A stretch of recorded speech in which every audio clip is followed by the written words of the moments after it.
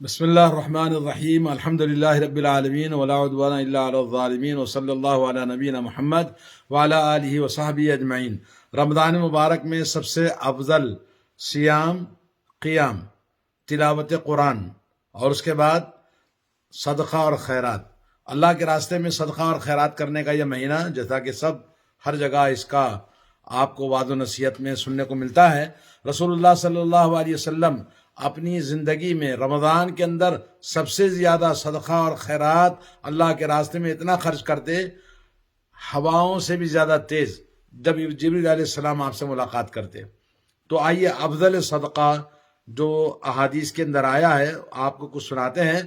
جس کے بعد انسان صدقہ کرنے کے بعد بھی وہ اپنی اچھی حالت میں رہے۔ اللہ کے نبی صلی اللہ علیہ وسلم سے خیر الصدقاتی ما کان عن ظہر غنن وابدا بمن تعول، صحیح بخاری کی روایت ہے، حدیث نمبر ہے 1426۔ اللہ کے نبی صلی اللہ علیہ وسلم فرماتے ہیں کہ بہترین صدقہ، سب سے اچھا بہترین صدقہ وہ ہے جسے آدمی صدقہ کرنے کے بعد بھی وہ اپنی اچھی حالت میں باقی رہے، اور فرمایا کہ اپنے عزیزوں سے پہلے شروع کرو جن کی ذمہ داری تمہارے اوپر ہے، جن کی ذمہ داری ہمارے عزیز اہل و عیال ہیں، اپنے قریب رشتہ دار ہیں، والدین ہیں، بھائی بہنیں ہیں، ان کو ہم سپورٹ کرنا چاہیے، کیونکہ ان کی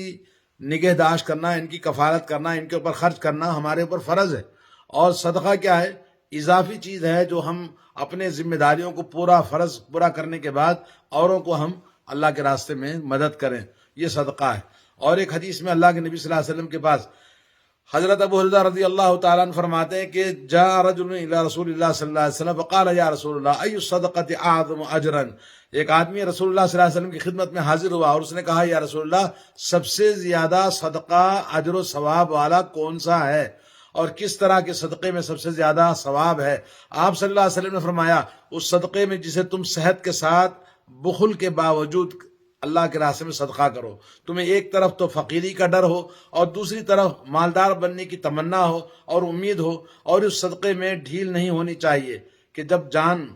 مرنے لگے آدمی اس وقت میں کہے کہ یہ فلاں کے لیے، یہ فلاں کے لیے۔ جیسے آدمی کہتا ہے کہ اللہ کے نبی صلی اللہ علیہ وسلم نے فرمایا کہ مرنے تک کا انتظار مت کرنا، بعد میں یہ کہنا کہ یہ فلاں کو دے دو، یہ فلاں کو دے دو، یہ اس طرح سے کہنے والے لوگ آخر وقت میں صدقہ اور خیرات کرتے ہیں، یہ زیادہ قبولیت والا نہیں ہے۔ اور یہ حدیث صحیح بخاری کے اندر 1419 نمبر ہے، اور صحیح مسلم کے اندر بھی یہ روایت موجود ہے۔ اور اسی طرح سے آپ کو ایک اور حدیث سناتا ہوں، حضرت ثوبان رضی اللہ تعالیٰ عنہ فرماتے ہیں کہ رسول اللہ صلی اللہ علیہ وسلم نے فرمایا افضل دینار ينفقه الرجل دینار علی عیالی و دینار ينفق علی دابتی فی سبیل اللہ و دینار ينفق علی اصحابی فی سبیل اللہ،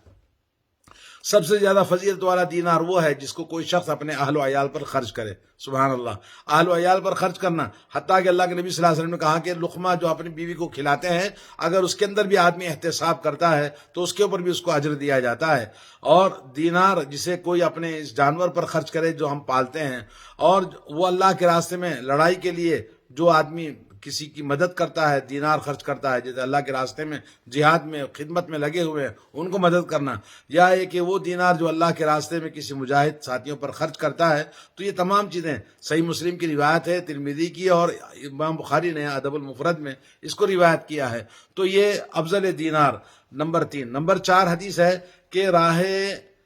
فی سبیل اللہ، حضرت ابو امامہ رضی اللہ تعالیٰ عنہ کہتے ہیں کہ اللہ کے رسول صلی اللہ علیہ وسلم نے فرمایا افضل الصدقات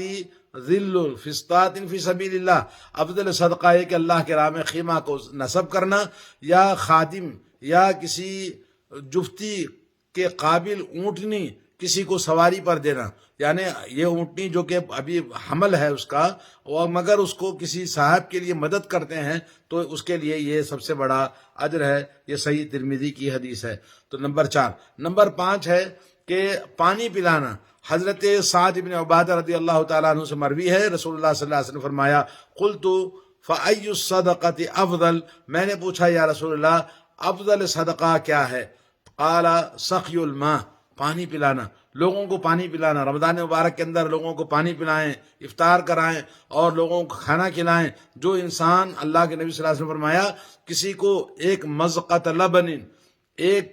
پیالہ دودھ کا پلا دیا، ایک کھجور کے دانے سے افطار کرا دیا، تو تو اللہ تعالیٰ اس کو پورے روزے کا ثواب عطا فرماتا ہے۔ اسی طرح سے اللہ کے نبی صلی اللہ علیہ وسلم سے حضرت ابو ہریرہ فرماتے ہیں، اللہ کے نبی صلی اللہ علیہ وسلم سے عرض کیا ہے اللہ کے رسول ای الصدقۃ افضل؟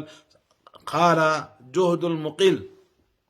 کون سا صدقہ افضل ہے؟ آپ نے فرمایا کم مال والے کا، جس کے پاس کچھ بھی نہیں ہے مگر 5 روپے اللہ کے راستے میں صدقہ کرتا ہے تو 5 روپے اپنی زندگی کے لیے رکھ لیتا ہے،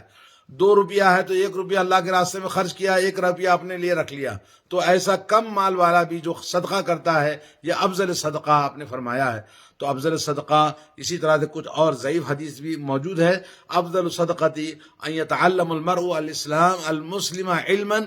افضل صدقہ یہ کہ مسلمان آدمی علم سیکھے پھر اسے کسی مسلمان بھائی کو سکھائے، یہ بھی افضل صدقہ ہے۔ اسی طرح سے سراقہ بن مالک رضی اللہ تعالیٰ عنہ سے مروی ہے، الا ادلکم علی افضل الصدقہ، کیا میں تمہیں افضل صدقہ کے متعلق نہ بتاؤں؟ وہ یہ کہ تمہاری بہن یا تمہاری بیٹی کوئی بھی تمہاری طرف پلٹ کر آ جائے، شادی کر کے دینے کے بعد میں طلاق ہو گیا اور طلاق کے بعد میں پھر لوٹ کر وہ